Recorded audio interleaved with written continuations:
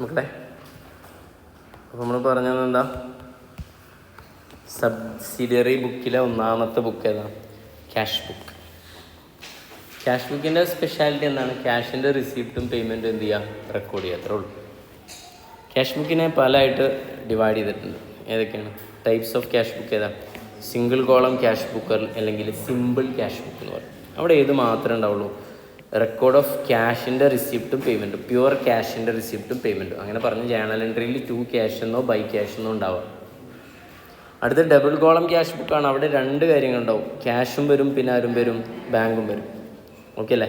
ക്യാഷിൻ്റെ receipt and payment എന്ന് പറയും, ബാങ്കിൻ്റെ ഡെപ്പോസിറ്റും വിഡ്രോവൽ എന്ന് പറയും.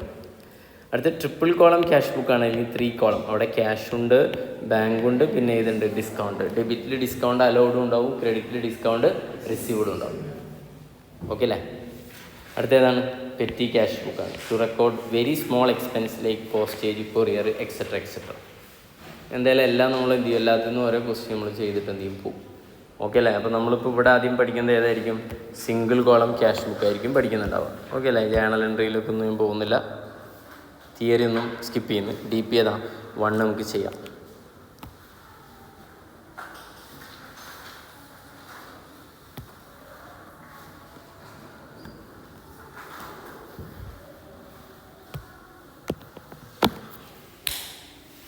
പറയട്ടെ.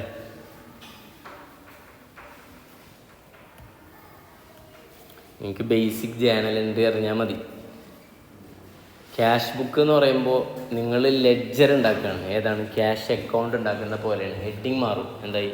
ക്യാഷ് അക്കൗണ്ട് മാറി എന്തായി? ക്യാഷ് ബുക്കായി. വേറെ മാറ്റങ്ങളൊന്നുമില്ല. പിന്നെ പർട്ടിക്കുലർ റിസീപ്റ്റും മറ്റേതാക്കാം, പേയ്മെൻറ്റും ആക്കാം. ഒരു സൈഡിലേതാ? റിസീപ്റ്റ് ഫോർമാറ്റ് വേണമെങ്കിൽ കാണിച്ചാൽ അതാണ് സംഭവം. ഓക്കെ അല്ലേ? ഡെബിറ്റിലേതാണ്? റിസീപ്റ്റ്, ക്രെഡിറ്റിലേതാ? പേയ്മെൻറ്റ്. അപ്പോൾ നിങ്ങൾ ജേണൽ എഴുതുന്നുണ്ടോ ചോദിച്ചാൽ, നിങ്ങൾ ജേണൽ എഴുതുന്നുണ്ട് എവിടെ? നിങ്ങളുടെ മനസ്സിൽ. ഓക്കെ, എന്നിട്ട് പോസ്റ്റിങ്ങും നടത്തി. അപ്പോൾ ഇതിന്ന് ഒരു വെടിക്ക് എന്തായി? 2 പക്ഷി എന്നൊക്കെ പറയുന്ന പോലെ ആയി. ക്യാഷ് ബുക്ക് അപ്പോൾ എന്താണ്? ജേണലുമായി, പിന്നെ എന്തായി? ലെഡ്ജറുമായി. ജേണലുമായി അതോ ക്യാഷുമായിട്ട് ഏറ്റവും കൂടുതൽ ട്രാൻസാക്ഷൻ വരെ ക്യാഷുമായി ബന്ധപ്പെട്ടതല്ലേ? അപ്പോൾ മെജോറിറ്റി ഒരു 90+% എന്തായി? ട്രാൻസാക്ഷൻസ് എവിടെ കവേർഡ് ആവും? ക്യാഷിൽ മിക്കവാറും കവേർഡ് ആവും. പിന്നെ ചില ബിസിനസ്സുകളുണ്ടാവും, ഒരു സെയിൽസൊക്കെ കൂടുതലും ക്രെഡിറ്റിനായിരിക്കും, അങ്ങനെയൊക്കെ ഉണ്ടാവാം. നമുക്ക് ക്വസ്റ്റ്യൻ നോക്കല്ലേ? അതാണ് ക്വസ്റ്റ്യൻ ഫസ്റ്റ് ഏതാണ്? ഓപ്പണിംഗ് ബാലൻസ് അല്ലേ? എന്ത് പ്രിപ്പയർ ചെയ്യാനാണ് പറഞ്ഞവർ? Simple cash book. സിമ്പിൾ പറയുമ്പോൾ സിംഗിൾ കോളത്തിൻ്റെ മറ്റൊരു പേരാണ് എന്ത്? സിമ്പിൾ. ഓപ്പണിംഗ് ബാലൻസ് ഉണ്ട് അല്ലേ? അസറ്റുകളുടെ ഓപ്പണിംഗ് ബാലൻസ് എവിടെ വരുന്നുണ്ടാവുക? ഡെബിറ്റിലാണ്. എന്ത് പറഞ്ഞ് എഴുതണം? ടു ബാലൻസ് ബ്രോഡ് ഓൺ 1200 അല്ലേ? യെസ്. ഇനി ഓരോന്ന് പറഞ്ഞു. അടുത്ത് ക്യാഷ് റിസീവ്ഡ് ഫ്രം ധീരജ്. അതിൻ്റെ ജേണൽ എൻട്രി പറയും cash account up to Dheeraj. അപ്പോൾ ഇവിടെ എന്ത് എഴുതണം? ടു ധീരജ് അല്ലേ? പ്രശ്നം ചില 3000. സിമ്പിൾ അല്ലേ? സ്പീഡിൽ പോട്ടെ. ദെൻ അടുത്തായിട്ട് ഏതാ? Deposited in to bank. Entry എന്താ? Bank account up to cash. അപ്പോൾ നമ്മൾ ബാങ്ക് അക്കൗണ്ടിൽ എന്ത് എഴുതണം? ബാങ്ക് അക്കൗണ്ടിൽ 2 ക്യാഷ് എഴുതണം. ഇവിടെ ക്യാഷ് അക്കൗണ്ടിൽ എന്ത് എഴുതണം? ബൈ ബാങ്ക് 2000 അല്ലേ? സംശയം ഉണ്ടോ? ക്യാഷിൻ്റെ പേയ്മെൻ്റ് അല്ലേ? ബാങ്കിൽ ഡെപ്പോസിറ്റ് ചെയ്താൽ ക്യാഷിൻ്റെ റിസീപ്റ്റ് അല്ലല്ലോ, പേയ്മെൻ്റ് അല്ലേ? ദെൻ അടുത്ത ഏതാ? Paid rent. Journal entry rent account up to cash. അപ്പോൾ ഇവിടെ എന്ത് എഴുതണം? By rent. ദെൻ അടുത്തായിട്ട് ഏതാണ്? പെയ്ഡ് സാലറി ബൈ ചെക്കാണ്. എൻട്രി എന്താ? Salary account up to bank. ഇവിടെ എഴുതണോ? വേണ്ട. ഓക്കെ അല്ലേ? യെസ്. അപ്പോൾ അതിൻ്റെ ഒരു ഇൻ്റർപ്രിട്ടേഷനാണ് പറയുന്നത്.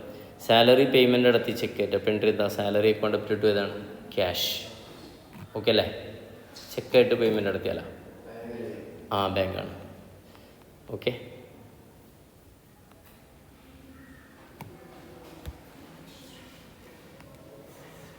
ഒരു ചെറിയ പോയിൻ്റ് ഉണ്ട് അവിടെ, പിന്നെ പറയാം. ഒന്നുമില്ല, എന്ത് ചെയ്യുന്നില്ല നമ്മളിപ്പോൾ സാലറി പെയ്ഡ് ബൈ ചെക്ക് ഇപ്പോൾ ഇവിടെ ചെയ്യുന്നില്ല. നമ്മൾ എൻട്രി എന്തായിട്ട് അസ്യൂം ചെയ്യാണ്? Salary account up to bank. അപ്പോൾ ഇതിവിടെ എഴുതണ്ട. അടുത്തായിട്ട് ഏതാണ്? പർച്ചേസ് ഓഫ് ഗുഡ്സ് റുപ്പീസ് എത്ര? 500. എൻട്രി എന്താ? Purchase account up to cash. അപ്പോൾ ബൈ എന്ത് എഴുതണം? പർച്ചേസ് എഴുതണം. അടുത്തേതാണ്?